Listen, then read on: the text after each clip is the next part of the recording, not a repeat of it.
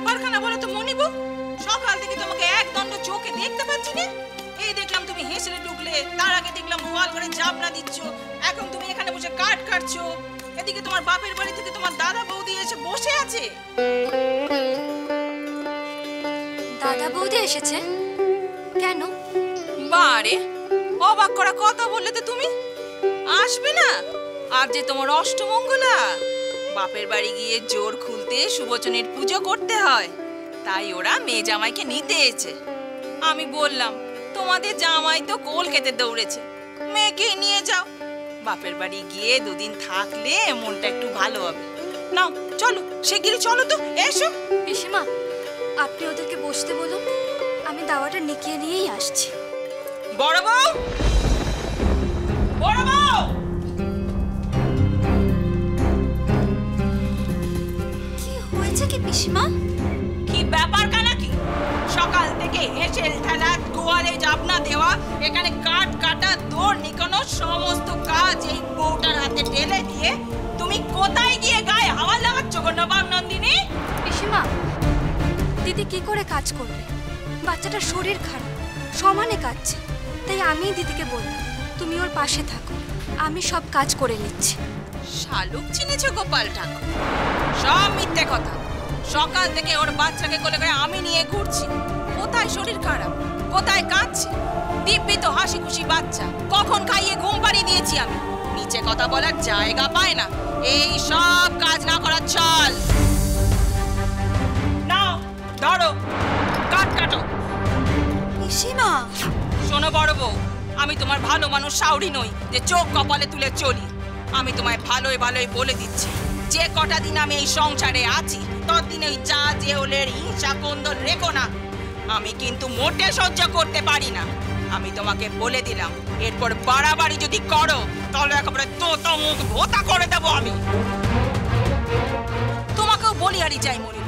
তোমাকে তো আমি কতদিন বলেছি, তোমার এই সংসারের জোয়াল আমি নিত্যদিন বইতে পারবো না, আমাকে কাশি ফিরতেই হবে।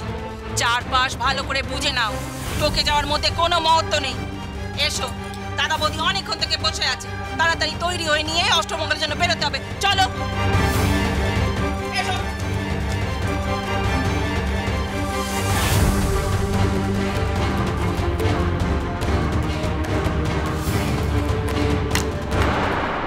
ঠাকুর, আমি এক খ্যাপা মানুষকে নিয়ে সংসার করি, ওর মন আর মুখ এক।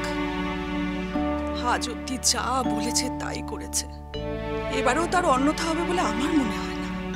ওষুধ না খেলে এবার তো আমাকে মানুষটাকে হারাতে হবে। তুমি ভরসা। মা, কি আজগুবি কথা বলছো? এটা কি হাতের কারসাজি নাকি? আর একটা ওষুধ তৈরি করার চারটিখানি ব্যাপার, বললেই হলো।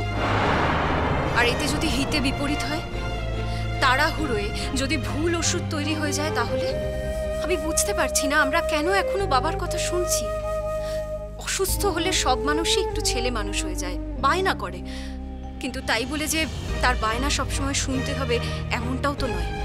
আমার মনে হয় বাবার সুস্থতার স্বার্থে বাবার কথা আমাদের অগ্রাহ্য করতে হবে। করতে চাইলে করতে পারো, তবে আমি যা বলার বলে দিয়েছি, নড়চড় হবে না। অন্নদা, তুমি যদি তোমার মাকে এক রাতের মধ্যে ওষুধ জোগাড় করে সুস্থ করে তুলতে পারো, তাহলে সিদ্ধেশ্বর বাবুকেই বা সুস্থ করে তুলতে পারবে না কেন বলো? ঠাকুর, তোমার উপর আমার সব কিছু নির্ভর করছে ঠাকুর। বলো বলো ঠাকুর, বলো। মা, বাবা, এই তো অন্নদা যে এখানেই আছে। তাহলে সুখবরটা সবার সামনে এখানেই বলি। আমি কলেজ থেকে ফেরার পথে শুনলাম আয়ুর্বেদ কলেজে নাকি রেজাল্ট বেরিয়েছে। আমি ভাবলাম অন্নদা যখন এখানে নেই, তাহলে যাই খবরটা নিয়ে আসি। অন্নদাকে টেলিগ্রামে খবরটা পাঠিয়ে দেবো। সচিন, অন্নদার রেজাল্ট কি হলো? কি আবার হবে, প্রথম বিভাগে প্রথম।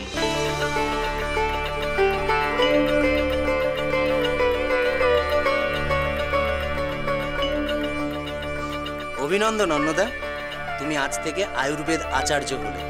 এখন অনায়াসেই তোমার নামের আগে কবিরাজ কথাটা বসানো যাবে। তাহলে তো তোমায় তাড়াতাড়ি ফিরতে হবে অন্নদা। কলেজে গিয়ে তারাপ্রসন্ন বাবুর হাত থেকে রেজাল্টটা নিতে হবে। বাহ, চমৎকার। ওটা ভুয়ো রেজাল্ট গিরিশ, ফেলে দিও। কি বলছেন কি বাবা? ঠিকই বলছি।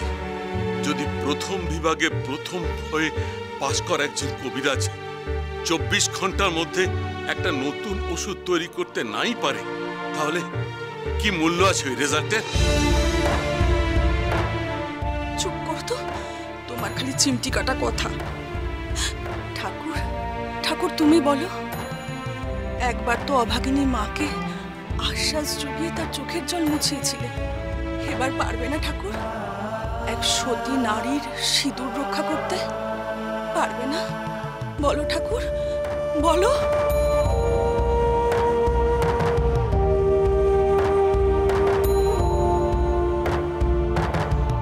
পারবো, আমি পারবো।